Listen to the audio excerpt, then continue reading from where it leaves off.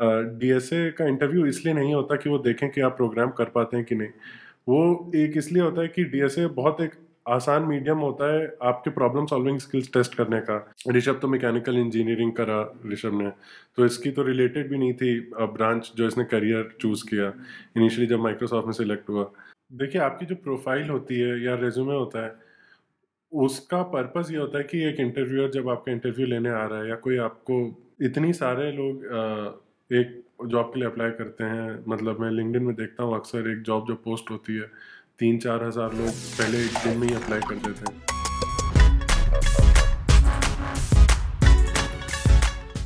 दोस्तों, test and tales with रियम में आपका स्वागत है। दोस्तों, जैसा कि आप सब जानते हैं, हिंदुस्तान में हर माँ बाप चाहता है उसका बेटा इंजीनियर या डॉक्टर बने। ये प्रथा सदियों से चलती आ रही है और आज भी अगर किसी माँ बाप से पूछें कि वो अपने बेटे को क्या बनते देखना चाहते हैं, तो पहला जवाब डॉक्टर इंजीनियर ही आएगा। इसी कड़ी में आज हमारे सामने हैं ऋषभ और सचिन, जिन्होंने इंजीनियरिंग बिट्स पिलानी से की है। और जैसा कि आप जानते हैं, अगर आप इंजीनियरिंग करने जाएं तो आईआईटीज़ के साथ में जिस कॉलेज का नाम उपयोग होता है, वो है बिट्स पिलानी। अपने आप में बहुत ही बड़ा नाम है। हर कोई चाहता है कि ऐसे बड़े कॉलेज से इंजीनियरिंग करे, लेकिन सीट्स इतनी कम रहती हैं ऐसे कॉलेजेस में कि हर कोई कॉम्पिटिशन निकाल नहीं पाता है। तो आज हम सचिन और ऋषभ से बात करेंगे, उन्होंने बिट्स पिलानी में दाखिला कैसे लिया, उसके बाद ये दोनों अच्छी-अच्छी कंपनीज़ में काम कर रहे हैं। सचिन की पहली कंपनी पेपाल थी, ऋषभ की पहली कंपनी माइक्रोसॉफ्ट थी।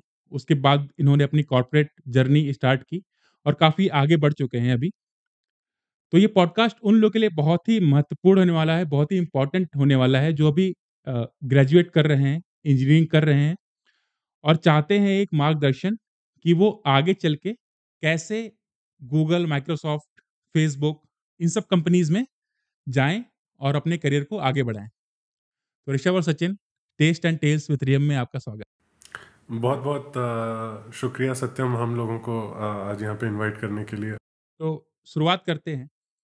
आप, क्योंकि मैंने ऑलरेडी बता दिया आप लोग बिट्स पिलानी से हैं, तो एक छोटा-सा एक इंट्रोडक्शन आप दे सकते हैं अपने बचपन से लेके बिट्स पिलानी तक का सफ़र?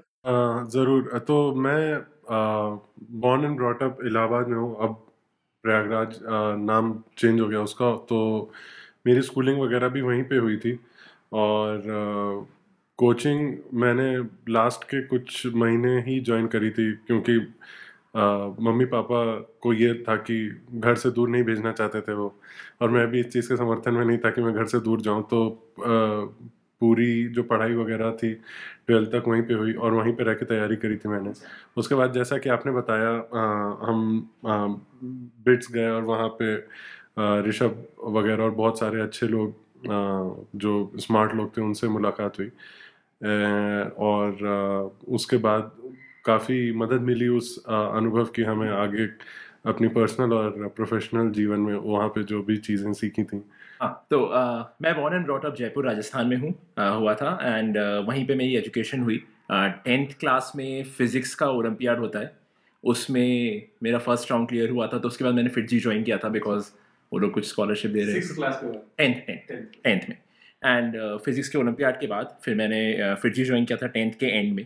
एंड देन 11th-12th में वही कोचिंग एंड उसके साथ साथ 11th-12th की पढ़ाई। एंड हाँ, उसके बाद फिर बिट्स और आईआईटी के एग्ज़ाम दिए थे, तो वही बिट्स में बेटर नंबर्स आए थे, तो इसलिए बिट्स में पहुँचे। एंड वहाँ पे अच्छे एक ग्रुप के कारण, एक सर्कल के कारण आई फील करियर को एक बहुत अच्छा स्टार्ट मिला, अच्छा पुश मिला। आईआईटी में ना जाने का कोई गम?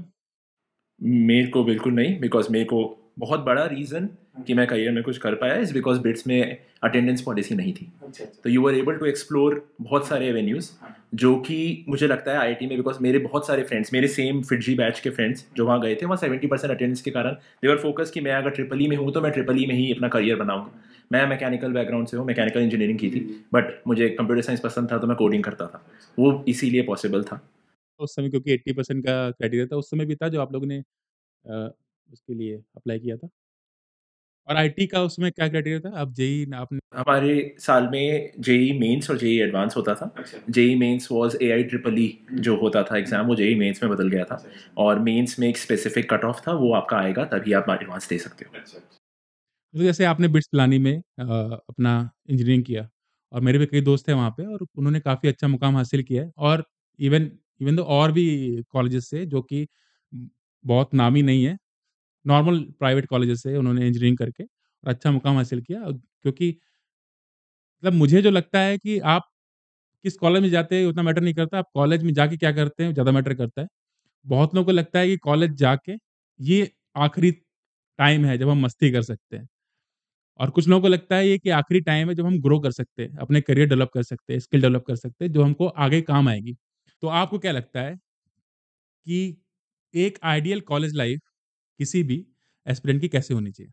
मुझे ऐसा लगता है सत्यम कि जैसा कि आपने कहा कि कॉलेज में हर तरह के लाइफस्टाइल लीड करते हैं बच्चे, कुछ का बहुत ही सीरियस आउटलुक होता है लाइफ के लिए एंड करियर के लिए।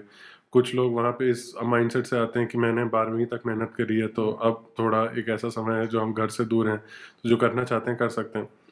और मुझे लगता है कि एज लॉन्ग एज आप अ, पूरा नेग्लेक्ट नहीं कर रहे हैं एकेडमिक्स को, और तो कहीं ना कहीं कुछ ना कुछ आप कर लेंगे करियर में। वो डिग्री शायद अलग अलग हो डिपेंडिंग ऑन आपने कॉलेज में क्या किया, बट जैसे हमारे साथ कॉलेज में हमारे एक लड़का था जो सारी चीज़ें छोड़ के सिर्फ कोडिंग करता था, तो उसके ग्रेड्स कभी अच्छे नहीं आए और काफ़ी ज़्यादा प्रेशर था उस पर कि कभी 6 CGP आ रहा है, बट वो सिर्फ अपने कमरे में रहता था और अपने काम से काम रखता था। वो फिर हम लोग का जब फाइनली प्लेसमेंट आया तो इनिशियली जो कंपनीज आई थी उसमें से एक ऊबर थी जो कि सैन फ्रांसिस्को के लिए हायर कर रही थी। तो वो हमारे 6 CGP होने के बावजूद हम लोग के बैच में से वन ऑफ द फर्स्ट लड़का था जो हायर हुआ। और वहीं अगर आप दूसरी तरफ देखें तो ऋषभ तो मैकेनिकल इंजीनियरिंग करा ऋषभ ने, तो इसकी तो रिलेटेड भी नहीं थी ब्रांच जो इसने करियर चूज किया इनिशियली जब माइक्रोसॉफ्ट में सिलेक्ट हुआ, और वहाँ से करियर बिल्ड किया। तो अगर आपको पता है कि सही समय पे सही एफर्ट कैसे लगाते हैं तो रिगार्डलेस ऑफ आपने क्या करा है कॉलेज लाइफ में, वो आप एक करियर बिल्ड कर पाएंगे वहाँ से। तो ऋषभ ऐसा स्विच का कैसे सोचा आपने मैकेनिकल से सीधा आप बहुत ही स्ट्रेट फॉरवर्ड रीज़न था। फर्स्ट ईयर सेकेंड ईयर में जब आप सीनियर से बात करते थे पिलानी में, तो मोस्टली वो यही कहते थे कि कोर में उस लेवल की अपॉर्चुनिटीज़ नहीं है, जॉब अपॉर्चुनिटीज़ में, करियर ग्रोथ में बहुत टाइम लगेगा, एंड कंप्यूटर साइंस में ही अपॉर्चुनिटीज़ हैं।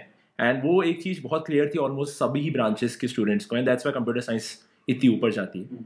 तो वही एक बहुत बड़ा रीज़न था। एंड देन फर्स्ट अपॉर्चुनिटी में जब माइक्रोसॉफ्ट आई, उन्होंने इंटर्नशिप के लिए हायरिंग करी, तो वहाँ से। और एक सवाल और है कि आप लोग दोनों काफ़ी मेधावी छात्र थे, काफ़ी अच्छे थे पढ़ने में और मेरा राजस्थान का तो नहीं पता, मेरा यूपी में जो पेरेंट्स का माइंडसेट होता है, वो मुझे पता है।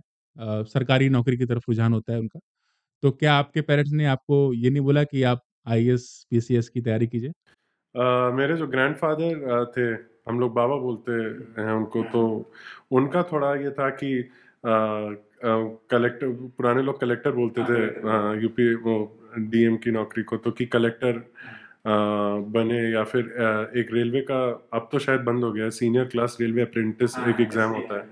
काफ़ी अफसर ऑफिसर लेवल की जॉब्स मिलती हैं उसमें, बट थोड़ा डिफिकल्ट होता है क्रैक करना, उसके लिए बोलते थे। बट मेरे पापा डॉक्टर हैं, बट उन्होंने अपनी तरफ से ना कभी सरकारी नौकरी के लिए, ना कभी इस चीज़ के लिए कि मेडिकल में मैं जाऊं, वो कभी ऐसा कुछ रुझान नहीं रखने को कहा। तो काफ़ी फ्रीडम थी मुझे पेरेंट्स की तरफ से, और मुझे ऐसा लगता है कि कहीं ना कहीं पेरेंट्स को वो गुंजाइश देनी चाहिए बच्चों को, क्योंकि ज़रूरी नहीं कि आपका रुझान या आपकी मजबूरियाँ, परिस्थितियाँ आपके बच्चों की परिस्थितियों से मैच करें। तो भौकाल का कॉन्सेप्ट होता है यूपी में कि लाल बत्ती में, नीली बत्ती में घूमेगा लड़का हमारा।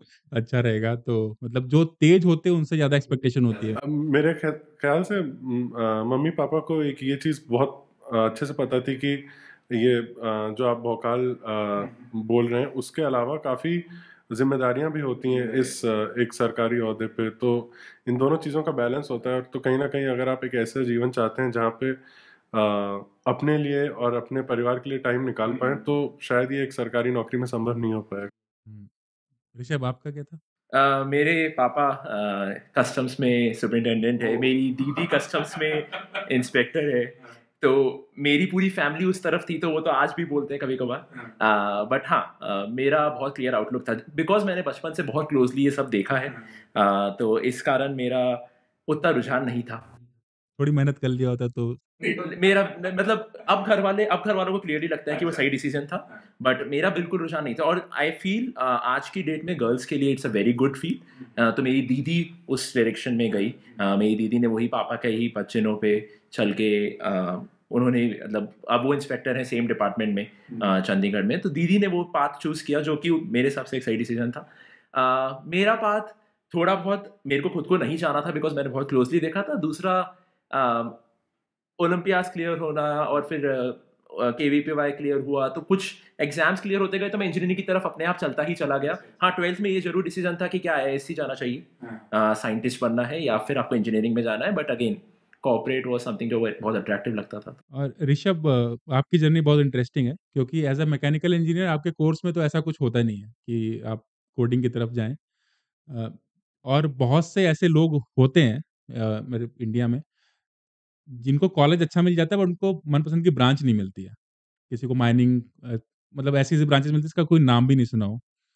लेकिन उनका भी कुछ होता है कि भाई इस ब्रांच में कुछ नहीं होगा, मुझे स्विच करना पड़ेगा। तो वो लोग कैसे कर सकते हैं? आपने कैसे किया? आप बताएँगे तो उन लोगों को भी मदद मिलेगी।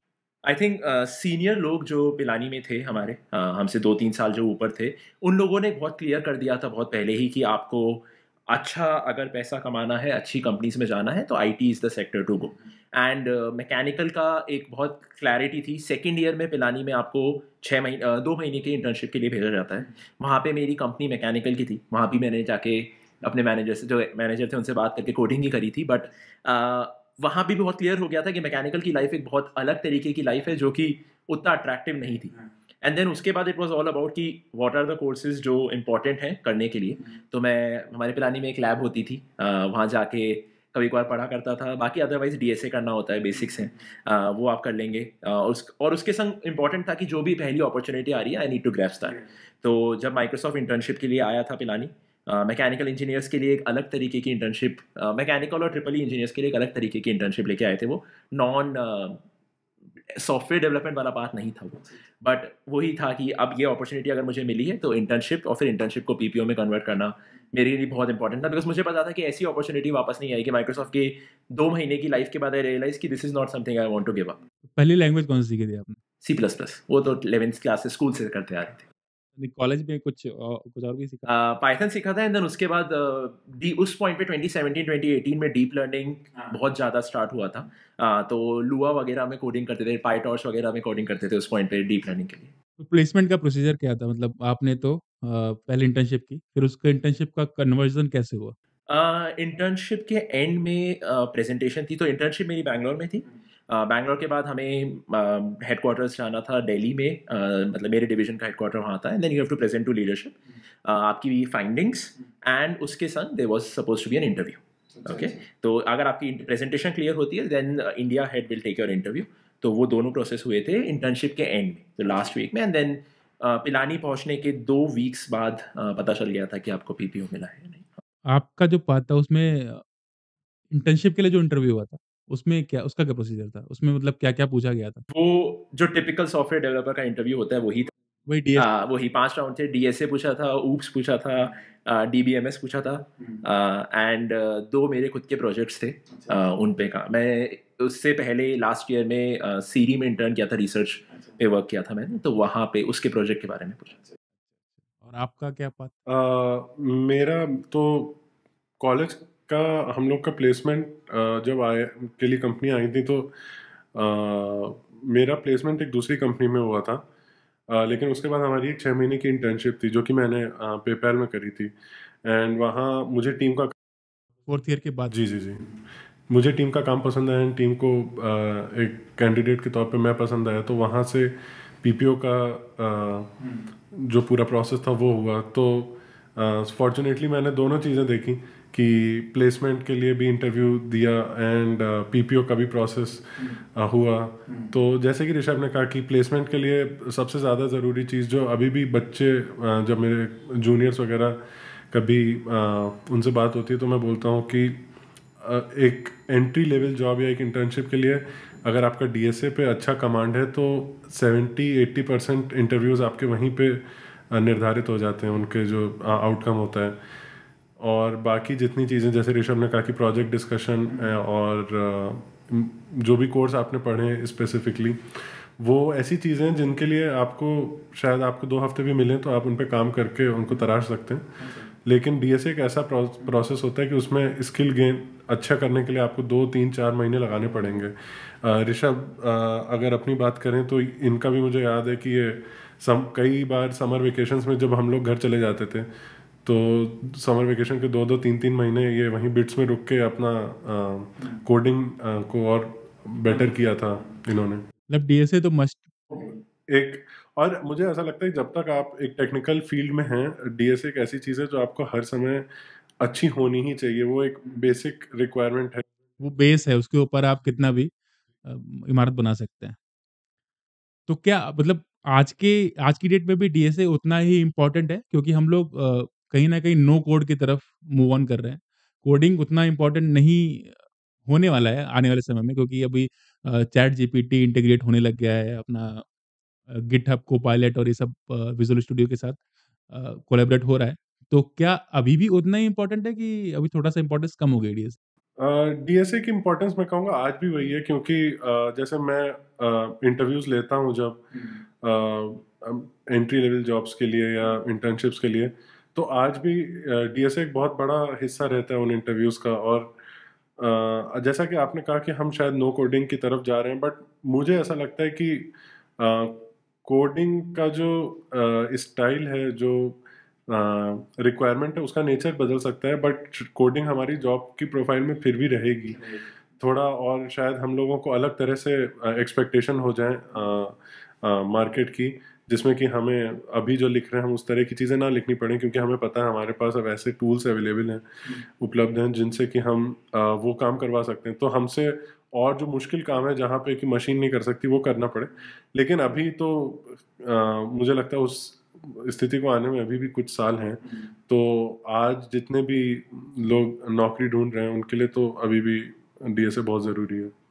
मेरा ये मानना है कि डीएसए एक फंडामेंटल तरीका सिखाता है आपको, जो कि आप then eventually you can ask now ChatGPT कि भाई I want to do this and this is the mechanism I am thinking. Because मैं प्रोडक्ट मैनेजर हूँ, मैं बहुत डिस्कशंस में जाता हूँ जहाँ मैं इंजीनियरिंग लीड से बात कर रहा हूँ। सचिन ने जो पॉइंट कहा वही बहुत जगह आता है कि ठीक है, अब हम चैट जीपीटी की हेल्प ले सकते हैं, बट एक फंडामेंटल स्ट्रक्चर है कि हाँ this is the algorithm to use. यहाँ पे वो चीज़ें आपको तभी आएंगी जब आपने डीएसए की 2-3-4 महीने एक बार लाइफ में कभी ना कभी प्रैक्टिस करी होगी। एंड एक दूसरा एस्पेक्ट ये भी है कि जैसे जैसे आप सीनियर लेवल पे जाते हो सॉफ्टवेयर डेवलपमेंट में, ऐसा नहीं होता कि डीएसए का इंटरव्यू नहीं होगा। तो वो एक बेस होना डेफिनेटली जरूर। और जैसा कि ऋषभ ने कहा, ये बात बहुत सारे लोग ऐसे होते हैं जो इंटरव्यूज देते हैं फिर ये बोलते हैं कि भाई कंपनी के इंटरव्यू में तो हमसे क्या क्या पूछा था, काम तो उससे एकदम भी रिलेटेड नहीं है। बट मुझे ऐसा लगता है जो चीज़ ऋषभ ने कही कि डीएसए का इंटरव्यू इसलिए नहीं होता कि वो देखें कि आप प्रोग्राम कर पाते हैं कि नहीं। वो एक इसलिए होता है कि डीएसए बहुत एक आसान मीडियम होता है आपके प्रॉब्लम सॉल्विंग स्किल्स टेस्ट करने का। और एक लंबा समय तक अगर आपने डीएसए इम्प्रूव किया तो प्रॉब्लम सॉल्विंग का जो एक स्किल होता है वो आ जाता है। इन इंटरव्यूज़ में बेसिकली आपसे हम ये नहीं देखना चाहते कि आप C++ में कितना अच्छा कोड लिख लेते हैं, वो भी एक एस्पेक्ट होता है बेशक। बट सबसे बड़ा एस्पेक्ट एक ये रहता है कि एक प्रेशर सिचुएशन में, अननोन सेटिंग में कोई प्रॉब्लम जब आपके सामने रखी जाती है तो कितने एफिशिएंटली आप उसको हैंडल कर पाते हैं। तो इसकी प्रिपरेशन के लिए आप लोगों ने कोई कॉम्पिटिटिव प्रोग्रामिंग जैसे कि लीट कोड या टॉप कोडर वगैरह, हैकर रैंक, इस ये सब भी आपने जॉइन किया था क्या? हाँ, तो उस समय तो लीड कोड का इतना पता नहीं था। तो कुछ अलग जैसे हैकर रैंक है और हैकर अर्थ वगैरह आपने बोले उसमें किया था। बट उसके बाद जैसे जैसे तैयारी करते गए तो कई सारी रिसोर्सेज ऐसी पता चली जो कि एक बहुत अच्छा आपको ऑलराउंड डेवलपमेंट दे सकती हैं। तो जैसे लीड कोड में भी एक बहुत अच्छी क्यूरेटेड लिस्ट है, तो उसका लिंक मैं आपको दे दूंगा, तो आप बायो में शेयर कर सकते हैं डिस्क्रिप्शन में, जो भी कोई इंटरेस्टेड है उसके लिए।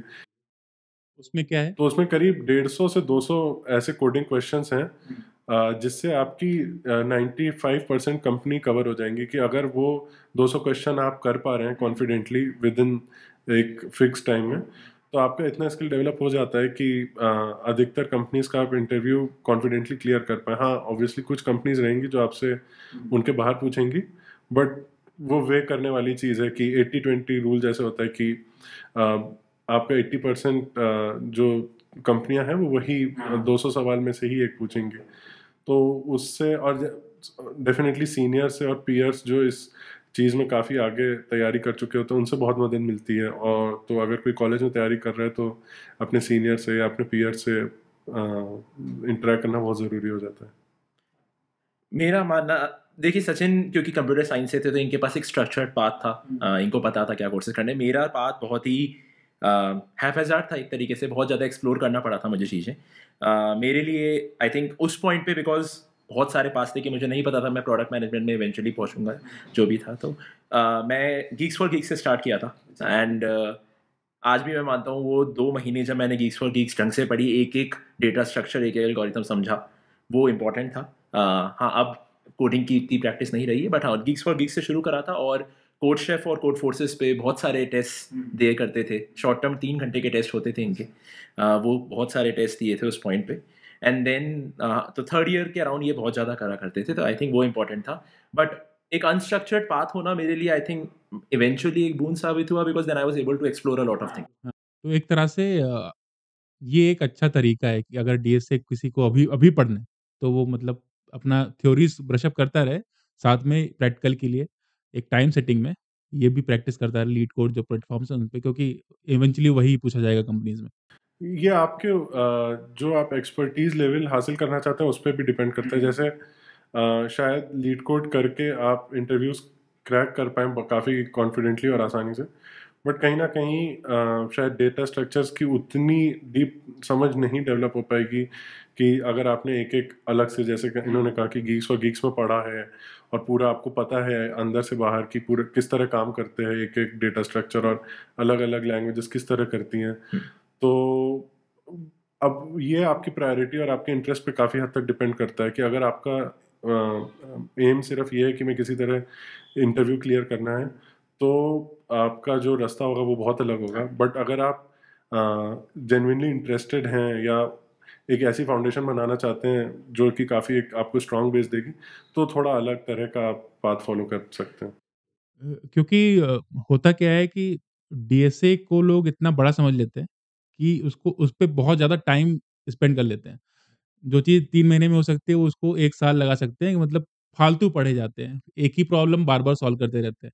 उससे टाइम बहुत ज़्यादा खराब हो जाता है, तो और उनको कुछ प्रोडक्टिविटी भी नहीं हासिल होती। तो एक इफेक्टिव एफिशिएंट तरीका क्या है इसको प्रिपरेशन? आई थिंक लर्निंग के लिए जो मैं अभी भी यही, आज भी यही मानता हूँ, अगर जूनियर्स मुझसे पूछते हैं तो, कि आप गीक्स फॉर गीक्स से समझिए एंड देन उसके क्वेश्चन सॉल्व करिए, वो आप कहीं से भी कर सकते हैं। एंड एक बहुत ही अच्छा रिसोर्स है वो मेरे हिसाब से। एंड मोस्ट इंपॉर्टेंट रीज़न यही है कि at the end of the day DSA एक मेंटल एबिलिटी का फील्ड है जहाँ पे you have to just scroll through कि भाई एक प्रॉब्लम आई कि क्या ये प्रॉब्लम लीनियर डेटा स्ट्रक्चर से सॉल्व हो सकती है, तो then you will think about link list या फिर स्टैक या क्यू। क्या ये लीनियर से नहीं हो सकती, तो then you will think about tree and graphs. ये मेरे को मैंने आज से 7 साल पहले करा था, मुझे अभी भी याद है, क्योंकि वो एक बेसिक फंडामेंटल्स बहुत क्लियर थे कि इस तरीके से करना होता है। ठीक है, बट अदरवाइज आई फील अगर आपको फंडामेंटल्स नहीं होंगे तो ऐसे सचिन ने कहा कि आप इंटरव्यू क्लियर कर सकते हैं। इंटरव्यू के लिए उस पॉइंट पे इंटरव्यू बिट एक ऐसा रिसोर्स था जो कि हर बंदा, हर इंसान हमारे संग जो हमारे बैच में था वो करता था। लेकिन मैं आज भी मानता हूँ फंडामेंटल्स आपको क्लियर करना है तो आपको एक बार 2 महीने के अराउंड टाइम देना पड़ेगा समझने के लिए कि कहाँ पे क्या यूज होता है, क्यों यूज होता है। तो आपकी पहली कंपनी पेपाल थी और आपकी माइक्रोसॉफ्ट। आप एज़ अ डेवलपर पेपाल में गए थे, और आप एज़ अ टेक्निकल आर्किटेक्ट गए थे। तो आप लोग की आप थोड़ा अपनी जर्नी के बारे में बताएँ कि ये जो प्रोग्राम है इंटर्नशिप टेक्निकल आर्किटेक्ट, क्योंकि हम लोग जो जानते हैं टेक्निकल आर्किटेक्ट बनने के लिए कम से कम 10-15 साल का एक्सपीरियंस लगता है, क्योंकि आपको सिस्टम पूरा बिल्ड करना होता है। तो वो मतलब एक फ़ैसिनेट करती है वो फ़ील्ड मुझे भी। तो अगर किसी को उस फ़ील्ड में जाना है, तो क्योंकि डेवलपर के लिए सबको पता है, आपने क्लियर कर दिया डीएसए पढ़ लो, तो थोड़ा स्ट्रक्चर है। टेक्निकल आर्किटेक्ट के लिए कोई ऐसा स्ट्रक्चर नहीं है, तो वो कैसे फ़ॉलो कर सकता है कोई? आई थिंक इंटर्नशिप के जब इंटरव्यूज़ के लिए पिलानी में टीम आई थी, तो वहाँ पे मेरा फाइनल इंटरव्यू जिन्होंने लिया था, उनके अंडर ही मैं माइक्रोसॉफ्ट में 2 महीने काम किया था बैंगलोर में। एंड जब मेरा फाइनल प्रेजेंटेशन हो रहा था, उस पॉइंट पे उन्होंने मुझे एक दिन प्रेजेंटेशन से पहले अपने पास बुलाया कि मैं एक नया डिवीज़न माइक्रोसॉफ्ट में स्टार्ट कर रहा हूँ, जहाँ मुझे 5 टेक्निकल आर्किटेक्ट्स की ज़रूरत है। एंड वहाँ पे उस रोल के लिए रिक्वायरमेंट्स, वो रोल यूएस में एग्जिस्ट करता था कि उस रोल के लिए रिक्वायरमेंट्स बहुत क्लियर हैं, रिक्वायरमेंट्स ये हैं, आपके पास वो एक्सपीरियंस नहीं है। तो मैं, लेकिन आपकी सर्टेन स्किल्स जो मैंने पिछले 2 महीने में देखी, उसको देख के मुझे ये लगता है कि you are good at communicating with the customer, and इस कारण आप इस रोल में मैं आपको लेना चाहता हूँ। लेकिन बहुत सिंपल सा उन्होंने मुझे कंडीशन रखी थी कि पहले 6 महीने आपको एक सीनियर आर्किटेक्ट को शैडो करना होगा जब आप वापस आएंगे फुल टाइम के लिए, एंड आपको एक अच्छे तरीके से समझना होगा कि टेक्निकल आर्किटेक्ट किस तरीके से कस्टमर से बात करता है, कैसे आपने जैसे बोला, कैसे वो इवेंचुअल आर्किटेक्चर बनाता है उसकी प्रॉब्लम के लिए, एंड देन उनके लिए वो प्रॉब्लम सॉल्व करता है in a proof of concept. And then हुआ ये था, जब मैं फुल टाइम ज्वाइन करा जुलाई ऑफ 2019, एंड अक्टूबर में हमारी टीम के एक सीनियर आर्किटेक्ट ने कहा कि मैं छोड़ रहा हूँ वो डिवीज़न। वो बाहर से आए थे और उनको वापस बाहर जाना था, एंड उस कारण मेरे ऊपर वो अपॉर्चुनिटी जो कि 6 महीने बाद आनी चाहिए थी, वो 3 महीने में ही आ गई। And then you learn on the job actually. तो एक अभी तक की बात को समराइज़ करते हैं। डेवलपर आपको एज़ अ डेवलपर जाना है, गूगल, माइक्रोसॉफ्ट, फेसबुक इन सब कंपनीज़ में, तो आपका डीएसए बहुत सबसे स्ट्रॉन्ग चीज़ है। 80% आपको कवर कर लेगा, 50 टू 60 कर ही देगा कम से कम। और अगर आपको टेक्निकल आर्किटेक्ट या मैनेजमेंट साइड जाना है, तो वहाँ पे मेन है आपकी soft skills. Product management interviews are very different. एक अलग तरीके की स्किल इवैल्यूएट होती है कि, एंड देयर आर 5, मतलब वो डीएसए नहीं है, वो 5-6 अलग टाइप के क्वेश्चंस होते हैं।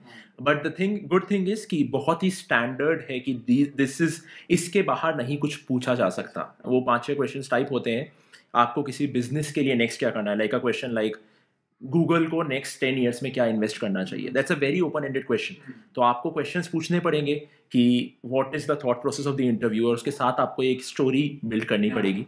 अगले क्वेश्चन होते हैं कि कोई प्रोडक्ट का कोई फीचर डाउन है, लाइक इंस्टाग्राम वाज डाउन, और कुछ दिनों अभी रिसेंटली माइक्रोसॉफ्ट और क्राउड स्ट्राइक वाला इशू हुआ था। तो व्हेन दीज थिंग्स हैपन, तो उस पॉइंट के क्वेश्चन, जैसे हाइपोथेटिकल थ्योरेटिकल क्वेश्चंस आते हैं कि ऐसी सिचुएशन को आप आइडेंटिफाई कैसे करोगे, रूट कॉज क्या है। तो एक अलग सेट ऑफ इंटरव्यूज हैं जो आपको देने पड़ेंगे। But yes, soft skill I think हर तरीके के इंटरव्यूज में इंपॉर्टेंट है, because at the end of the day आप वो एक कनेक्ट बनाते हैं। आई थिंक सचिन भी ज़्यादा बता पाएंगे सॉफ्टवेयर डेवलपमेंट इंटरव्यूज के बारे में, बट मेरे को ऐसा लगता है सॉफ्ट स्किल बहुत नेसेसरी है हर तरीके के इंटरव्यूज में। आपके मतलब सॉफ्टवेयर डेवलपर के लिए राउंड्स कौन-कौन से होते हैं? टेक्निकल राउंड हो गया।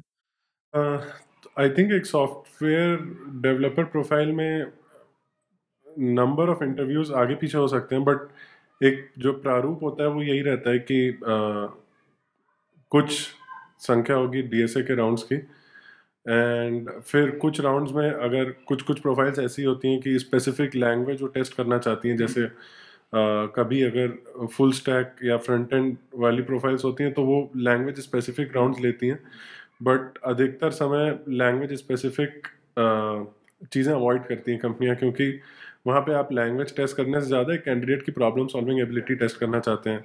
तो ये वही चीज़ हो गई कि एक बहुत स्मार्ट कैंडिडेट आप इसलिए नहीं छोड़ना चाहेंगे क्योंकि मान लीजिए हिंदी में नहीं बोल पाता, इंग्लिश में नहीं बोल पाता, तो वो प्रोग्रामिंग इक्विवेलेंट उसी चीज़ का होता है। और उसके अलावा जो एक सिस्टम डिज़ाइन वाला भी एस्पेक्ट रहता है, जो कि मुझे लगता है कहीं ना कहीं जिस एम्बिग्विटी और ओपन एंडेडनेस की बात कर रहे थे ऋषभ, उस चीज़ को ऑब्वियसली और सॉफ्टवेयर डेवलपमेंट में उस कैपेसिटी में नहीं होती जिसमें प्रोडक्ट लाइन में होती है, बट थोड़ा सा वो टेस्ट करना चाहते हैं आपका स्किल। तो एक सिस्टम डिज़ाइन होता है जिसमें वो आपको एक प्रॉब्लम दे देंगे कि मान लीजिए इंस्टाग्राम डिज़ाइन करिए, तो इंस्टाग्राम डिज़ाइन जैसे प्रोडक्ट में भी होता है, वो एक दूसरा तरह का सवाल होता है। टेक्निकली वो एक दूसरे तरह का सवाल हो गया कि अगर मान लीजिए आप किस तरह हैंडल करेंगे, किस तरह बनाएंगे, किस तरह।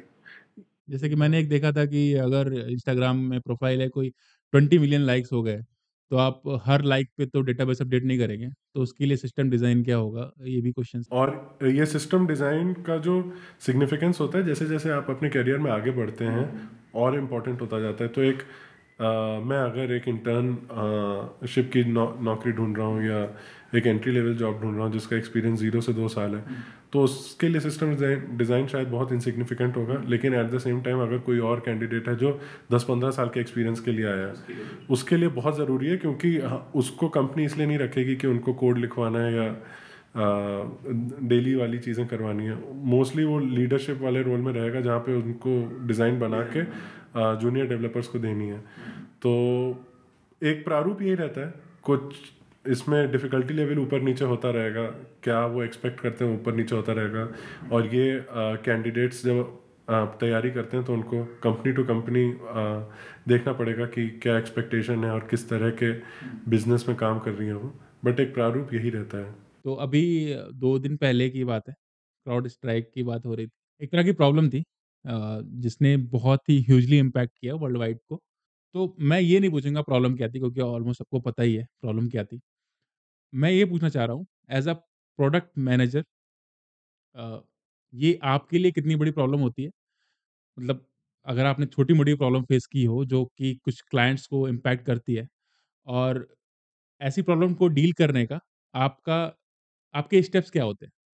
देखिए, मैं ये मानता हूँ कि सबसे पहले B to B versus B to C businesses के प्रोडक्ट मैनेजमेंट की जर्नीज़ बहुत अलग होती है। बिकॉज़ जैसे सचिन ने कहा, बी टू सी में जैसे लोगों का खुद का पैसा इन्वॉल्व है, तो वो एक अलग तरीके से बहुत इमीडिएट इम्पैक्ट आपको दिखता है। बी टू बी में बिकॉज़ बिज़नेसेस इन्वॉल्व हैं, तो एक अलग तरीके से आप हैंडल करते हैं। बट मोस्टली ऐसी सिचुएशंस में लेट्स से कभी आपने कुछ चेंज पुश करा है which is leading to some issue, तो एक you will have a dedicated set of team जो कि देखिए, सबसे ज़्यादा इंपॉर्टेंट होता है कि आप इसको पहले ही पकड़ लें। ठीक है, कोड डिप्लॉय नहीं हो, ये ऐसा कोड, वो एक इंपॉर्टेंट चीज़ है।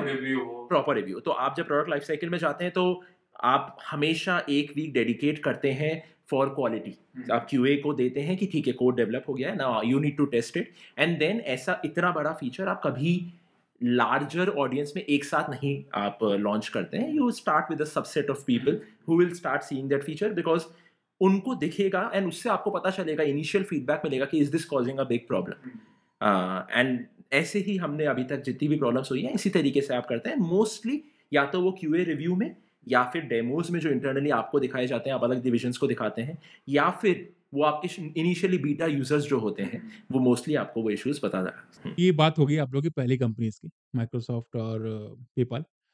सचिन उसके बाद आपकी ट्रैजेक्टरी क्या थी? आपने किस कंपनी में काम किया था? उसके बाद मतलब मुझे लगता है पेपैल में 2 से 3 साल मैंने स्पेंड किए थे। उसके बाद कहीं ना कहीं मुझे लगा कि जो अपॉर्चुनिटीज़ मैं चाहता हूँ अपने करियर में, वो वहाँ मुझे नहीं मिल पा रही थी। तो ऐसे समय पे बेहतर होता है कि आप कोई ऐसी जगह ढूंढें जहाँ पे वो मिल रहा है अपॉर्चुनिटी आपको। तो मैंने इंटरव्यूज़ दिए और फिर फाइनली लिंक्डइन में मैं आया था। एंड यहाँ पे हमारी टीम का नेचर काफ़ी अलग था पेपैल के टीम के नेचर से, और मतलब इन इन सेंस ऑफ जो काम हम लोग करते हैं वो काफ़ी अलग था, और एक अलग तरह का एक्सपोजर मिला यहाँ पे। लेकिन वर्क लाइफ बैलेंस हमेशा से एक प्रायोरिटी रही है, और वर्क लाइफ बैलेंस यहाँ भी काफ़ी अच्छा मिला मुझे, और टीम भी काफ़ी अच्छी थी। मतलब यहाँ भी कभी कभी ऐसा होता है कि रात में आपको काम करना पड़ सकता है, बट वो रेयर होता है, वरना आप चीज़ें प्रायोरिटाइज कर सकते हैं। अपनी हॉबी है, अगर जैसे हम लोगों को क्रिकेट खेलना पसंद है, तो उस चीज़ के लिए समय निकल पाता है। साथ में हम लोग एक टीम वगैरह भी बनाने का समय मिला, तो वो सारी चीज़ें करने का मौका मिलता है। और ऋषभ आपके क्या? माइक्रोसॉफ्ट में ही मैंने पहले 4 साल निकाले करियर के, पहले 2 साल आर्किटेक्ट और उसके बाद फिर मैं प्रोडक्ट मैनेजमेंट में मूव कर लिया था। विद इन माइक्रोसॉफ्ट मैं माइक्रोसॉफ्ट टीम्स के प्रोडक्ट पे काम करा 2 साल, और उसके बाद पिछले साल मई में मैंने सोचा कि 4 साल हो गए हैं, मेरे को एक स्टार्टअप वर्ल्ड एक बार एक्सप्लोर करना है, बिकॉज हर कोई कहता है कि स्टार्टअप में आपको सीखने को मिलता है। तो इस कारण मैंने एक स्टार्टअप ज्वाइन किया था। ई कॉमर्स का स्टार्टअप था वो, टेल्को इंडस्ट्री के लिए, सिंगापुर का सर्कल्स नाम का।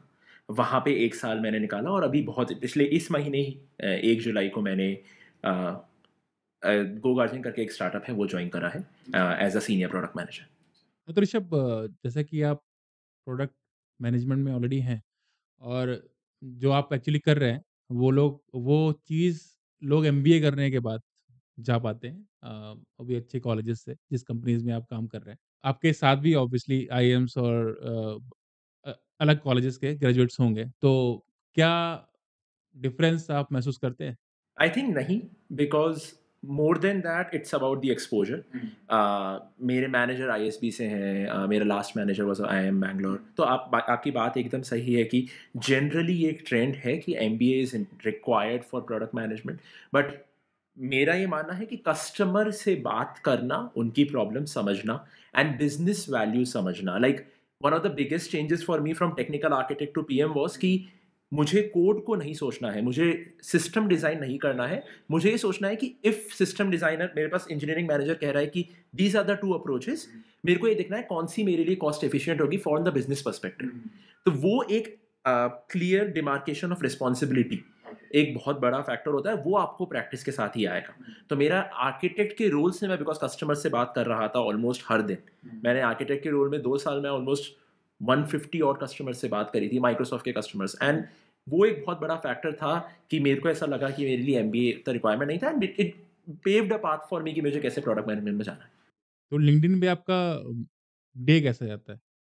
तो लिंक्डइन में मेरी टीम जो है, जैसा कि हम जानते हैं लिंक्डइन एक ऐसी ऐप है जो दुनिया में हर कोई यूज़ करता है। तो उसकी वजह से हमारा काम सिर्फ ऐसा नहीं है कि इंडिया में ही सीमित है, अमेरिकन यूज़र्स भी हैं और यूरोप में भी यूज़ होता है। तो काफ़ी स्प्रेड रहती हैं चीज़ें पूरे दिन में, कि थोड़ा दिन में रहता है, जैसे हमारी एक टीम इंडिया में है, हमारी एक टीम यूएस में है, कैलिफोर्निया में। तो दिन में जो मेरा रहता है, उन लोगों इंडियन टीम के साथ काम रहता है। एंड रात को थोड़ा हमारी रात या हमारी अर्ली मॉर्निंग वो यूएस टीम के साथ काम रहता है। तो हर तरह की टीम के साथ कोलैबोरेट करना का मौका मिलता है। मुझे लगता है ये भी एक बहुत इंपॉर्टेंट स्किल है जो हम कॉर्पोरेट लाइफ में आने से पहले कभी भी नहीं प्रैक्टिस कर पाते हैं। तो लेकिन एट द सेम टाइम ऐसा नहीं है कि लिंक्डइन में सिर्फ काम होता है। हम लोग अपने टीममेट्स के साथ काफ़ी इन्जॉय करते हैं। हम लोग ऑफिस में भी इतनी सारी कई फैसिलिटीज़ हैं कि जिससे हम इन्जॉय कर पाते हैं। तो एक बैलेंस्ड वर्क लाइफ एक चीज़ रहती है पूरे दिन में। और Rishabh as a product manager आपके काम के बारे में थोड़ा-सा बताएँगे क्योंकि इसके बारे में बहुत ज़्यादा नॉलेज है नहीं यूट्यूब पे तो मेरे ख्याल से। और जो भी आप करते हैं, एक प्रोडक्ट की लाइफ साइकिल अगर आप समझा सकें किसी एग्ज़ाम्पल के थ्रू अ, आसान भाषा में, अगर कोई इंजीनियरिंग कर रहा है वो समझ सके। आई थिंक बहुत ही सिंपल सा एक व्यू होता है कि जैसे मैं माइक्रोसॉफ्ट का एग्जांपल लेता हूँ, तो वहाँ पे हम लोग साल में 2 बार रिलीज़ करते थे मेजर रिलीजेस, एंड उसके अलावा हर महीने माइनर रिलीजेस होते रहते थे। बट मेजर रिलीज़ में बेसिकली इंजीनियरिंग से 2 मंथ्स पहले आप काम शुरू कर देते हैं। तो आपको सबसे पहले, जैसे मैं माइक्रोसॉफ्ट टीम्स पे काम किया हूँ, सबसे पहले आपको समझना होता है कि 4-5 सोर्सेज होते हैं रिक्वायरमेंट गैदर करने की। एक आपके एग्जिस्टिंग कस्टमर क्या कह रहे हैं, एक प्रोस्पेक्टिव न्यू कस्टमर सेल्स को क्या बोल रहे हैं, what they want as features, एक कंपटीशन क्या कर रहा है, लाइक जूम क्या कर रहा है। उस पॉइंट पे कोविड के टाइम जूम बहुत इनिशियली बहुत अच्छा ग्रो करा था, तो वो क्या कर रहा है, गूगल मीट क्या फीचर्स ला रहा है। एक उस इंडस्ट्री में कुछ इंटरेस्टिंग आया है that you want to inculcate. तो ये कुछ सोर्सेज होते हैं जहाँ से आप रिक्वायरमेंट्स गैदर करेंगे, एंड देन इट्स अबाउट कौन सी रिक्वायरमेंट आपके बिजनेस गोल से सबसे ज़्यादा लिंक्ड है। ठीक है, तो फॉर एग्जाम्पल टीम्स में मैंने एक फीचर लाए थे, हम लोग हेल्थ केयर के लिए काम कर रहे थे, तो we are working with larger hospitals in US, okay, and who were office customers, but उनको टीम्स का इतना यूसेज नहीं था। तो अगेन अंडरस्टैंडिंग कि उन कस्टमर्स को क्या चाहिए विद दीज फैक्टर्स जो मैंने इनिशियली बताए, उसके बाद आप एक रिक्वायरमेंट्स का एक सॉर्टेड ऑर्डर बनाते हैं कि this is the most important and these are the things that you want to do. एक ऑर्डर ऑफ थिंग्स बनाएंगे, एंड जब एक बार वो क्लियर हो गया, देन उसके बाद इट्स अबाउट कि कितनी इंजीनियरिंग बैंडविड्थ मेरे पास अवेलेबल है, तो आप ऊपर से टास्क पिक करते चले जाएंगे। एंड देन अब जब ये हो गया है, पूरा 2 महीने पहले आप काम शुरू कर देते हैं, तो by the time engineering is free from previous release का काम, आप एक रिक्वायरमेंट एकदम क्लियर फॉर्मेट में, एक पीआरडी होता है, प्रोडक्ट रिक्वायरमेंट डॉक्यूमेंट, वो बना के देते हैं कि ये रिक्वायरमेंट है। एंड उसके बाद आप इंजीनियरिंग के साथ काम करेंगे, पैरेलली आप नेक्स्ट रिलीज के लिए भी रिसर्च करना स्टार्ट कर देंगे। एंड इस पूरे प्रोसेस में अब आप इंजीनियरिंग डिज़ाइन वगैरह सबके संग काम करके वो मॉडल वो प्रोडक्ट बनाएंगे जो आपकी रिक्वायरमेंट में था। एंड वही फिर मैंने जो पहले बताया कि रिलीज से कुछ टाइम पहले आप क्यूए को दे देंगे, देन आप किस तरीके से रिलीज करना है, कैसे लॉन्च करना है, वो भी एक डिफरेंट सेट ऑफ प्रॉब्लम है कि क्या मुझे बीटा यूजर्स को देना है, क्या मुझे एक फ्लैग के पीछे रखना है इस को कि भाई it's a toggle, so that सब यूजर्स को जिसको यूज नहीं करना वो ना उस टॉगल को ऑन करे। तो वो सारे भी एक अलग तरीके की प्रॉब्लम होती है कि लॉन्च किस तरीके से करना है। तो it's a complex field but it's a very interesting problem वाला वर्ल्ड है। And the good thing is you get exposure to a lot of things जो मुझे लगता है मुझे अट्रैक्ट किया था मोर देन सॉफ्टवेयर डेवलपमेंट, इसलिए मैं। और सचिन, ये आप क्योंकि लिंक्डइन में काम कर रहे हैं और क्योंकि कॉलेज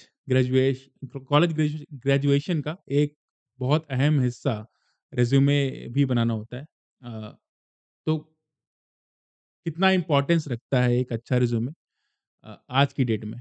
और लिंक्डइन जैसी वेबसाइट, लिंक्डइन हो गया, naukri.com हो गया, इस पे रिज्यूमे अपलोड करते हैं। उसकी विजिबिलिटी पे भी क्वालिटी ऑफ रिज्यूमे मैटर करता है कि नहीं करता? देखिए, आपकी जो प्रोफाइल होती है या रेज्यूमे होता है, उसका पर्पस ये होता है कि एक इंटरव्यूअर जब आपका इंटरव्यू लेने आ रहा है या कोई आपको, इतनी सारे लोग एक जॉब के लिए अप्लाई करते हैं। मतलब मैं लिंक्डइन में देखता हूँ अक्सर एक जॉब जो पोस्ट होती है 3-4 हज़ार लोग पहले एक दिन में ही अप्लाई कर देते हैं। तो किसी के लिए संभव नहीं होता कि एक एक से इंटरव्यू करके करें। तो रेज्यूमे एक ऐसा डॉक्यूमेंट होता है कि आपको जो इम्पोर्टेंट चीज़ हाईलाइट करनी है अपने करियर के बारे में, वो आप कन्वे कर पाएँ उस एक पेज से।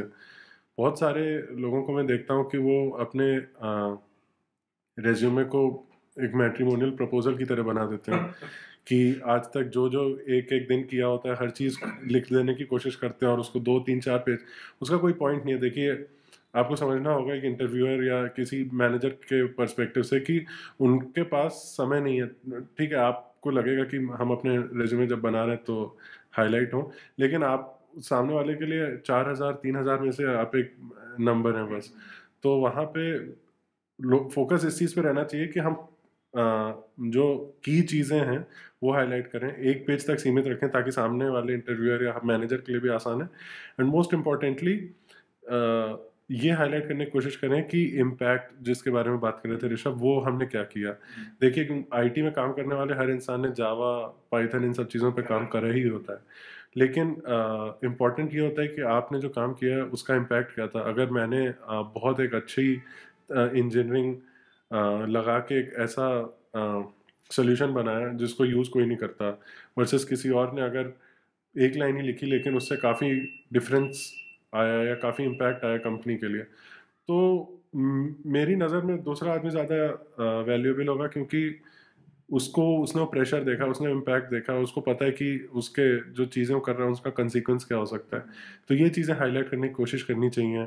और कभी भी रेज्यूमे में ऐसी चीज़ मत डालिए जिसके बारे में आपको खुद कॉन्फिडेंस नहीं है, क्योंकि वो बहुत एक ख़राब इंप्रेशन डालता है एक इंटरव्यू। और ऋषभ, एक मैनेजर एक रिज्यूमे में क्या देखता है अपनी टीम के लिए जब हायर करता है वो? तो आप क्या देखते हैं? आई थिंक सबसे इम्पॉर्टेंट फैक्टर जो लोगों को समझना है वो ये है कि जब आप इंटरव्यू देने जा रहे हैं, सामने वाले को नहीं पता है कि आप क्या करते हैं। तो सिंप्लिसिटी से आप समझा पाएं कि this was the work I did which led to this impact is the most important thing, जो कि मेरे को लगता है।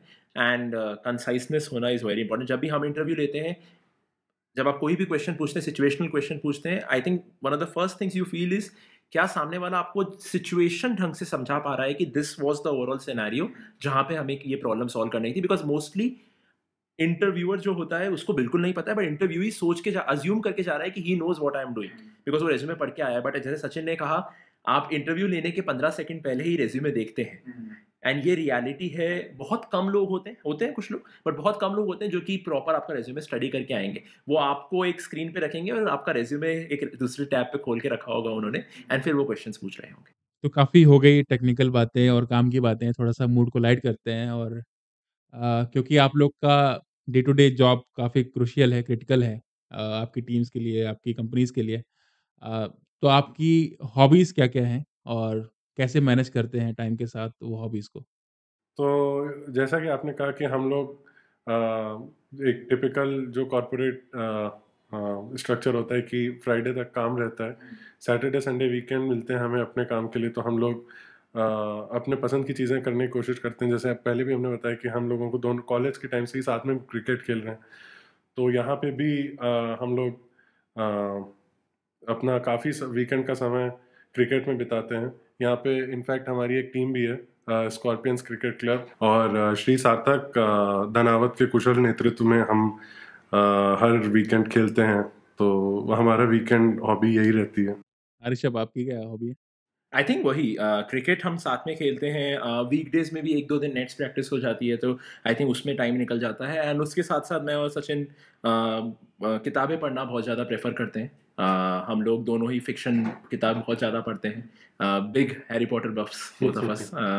एंड हाँ, उसके अलावा थोड़ी बहुत चीज़ें सीखते रहते हैं अगर बड़ा टाइम मिलता है, तो जैसे मैंने आपको बताया मैं वीडियो एडिटिंग सीख रहा था, सचिन कुछ म्यूजिकल इंस्ट्रूमेंट्स बजाना सीख रहे हैं, तो ऐसे बहुत सी चीज़ें हैं जो हम कौन-सा म्यूज़िकल अभी रिसेंटली मैंने सितार सीखना शुरू किया। बचपन से ही मुझे काफ़ी, बचपन से तो नहीं बट 2-3-4 साल से कोविड के टाइम से काफ़ी सुनने लग गया था क्लासिकल म्यूज़िक, तो मुझे बहुत फैसिनेट करता था।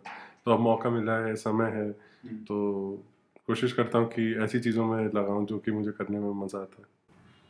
तो ऋषभ सचिन आप लोग काफ़ी सालों से काम कर रहे हैं और जब भी हम काम करते हैं तो हम किसी एक ऐसे इंसान को लुक फॉरवर्ड करते हैं जो कि अपनी फील्ड में एक्सीलेंस को पा चुका है और हम हमेशा ये चाहते हैं कि हम उसकी तरह बन जाएँ, उसकी तरह ना बन जाएँ लेकिन उसकी कुछ काबिलियत हमारे अंदर भी आ जाए, ताकि जैसे कि लीडरशिप हो गया, कोई गेम में एक्सीलेंस, कोई शॉट अच्छे खेल रहा है, वो शॉट को हम बार-बार ट्राई करते हैं कि वो शॉट हम खेलना सीख जाएँ। तो ऐसे आप लोगों के लिए कौन ऐसा रोल मॉडल है? आई थिंक हम दोनों ही बहुत हमें बस हम दोनों की बॉन्डिंग ही कॉलेज में महेंद्र सिंह धोनी के कारण हुई थी। हम दोनों ही बहुत बड़े फ़ैन हैं उनके, एंड मोर देन उनका खेलने का तरीका वो तो बहुत अनऑर्थोडॉक्स है, बट मोर देन दैट उनकी बहुत सारी लाइफ स्किल्स हम अडॉप्ट करने का ट्राई करते हैं कि कैसे you always like one of the biggest things that he has is you always can only control certain controllables and you don't have to focus on that. तो मेरे को वही लगता है कि हम ठीक है उस फील्ड में नहीं बट अपने फील्ड में कैसे हम हमारे आइडल की अ, शैली को कॉपी कर सकें, वही हमारा एम रहता है। तो कितना हेल्प करती है उनकी? आपने कभी मतलब अगर आप महेंद्र सिंह धोनी को किसी कंपनी का सीईओ मतलब इमेजिन करें, तो वो कैसा परफ़ॉर्म करेंगे? क्या वो उनकी जो स्किल्स है, क्या वो बिल्कुल सूटेबल है for a CEO of an organisation?